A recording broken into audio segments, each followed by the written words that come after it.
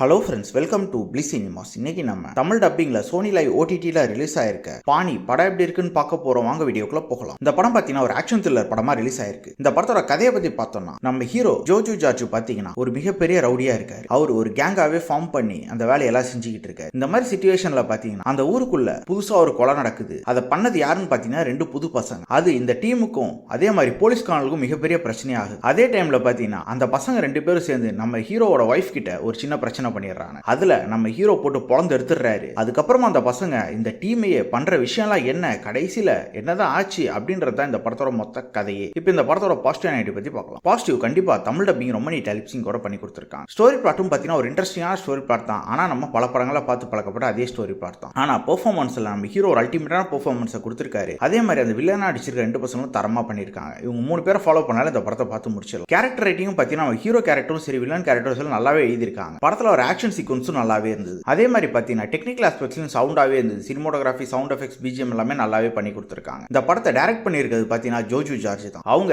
ரைட்டிங்ல கொஞ்சம் நல்லாவே எழுதியிருக்காங்க கேரக்டர் ரைட்டிங் பொறுத்தளவு. ஆனால் ஸ்க்ரீன் பிளேல கொஞ்சம் கோட் அவுட் இருக்காங்கன்னே சொல்லலாம். படம் கொஞ்சம் ஃபிளாட்டாக தான் போகுது. அதே மாதிரி பார்த்தீங்கன்னா ட்விஸ்ட் அண்ட் டர்ன்ஸ்லாம் பெருசாக ஒர்க் அவுட் ஆகல. பல இடத்துல பல சீன்ஸ் வந்து ப்ரிடிக்டபிளாக தான் இருக்கு. நெக்ஸ்ட் என்ன நடக்க போகுது அப்படின்றத நம்மளால கிளைமேக்ஸ் வரைக்குமே யூகிக்க முடியுது. அதை மட்டும் இன்னும் கொஞ்சம் கரெக்ட் பண்ணி ட்விஸ்ட் அண்ட் டர்ன்ஸோட எடுத்துருந்தாலும் நல்லாவே இருந்திருக்கும். ஓவராலாக பார்த்தீங்கன்னா இது ஒரு ஒன் டைம் வாட்சபிள் படம் தான். ட்ரை பண்ணி பாருங்க. படத்தில் அடல் கண்டென்ட் இருக்கு. ஸோ ஃபேமிலியோட ட்ரை பண்ணாதீங்க. இன்னொரு வீடியோவில் சந்திக்கலாம். தேங்க்யூ.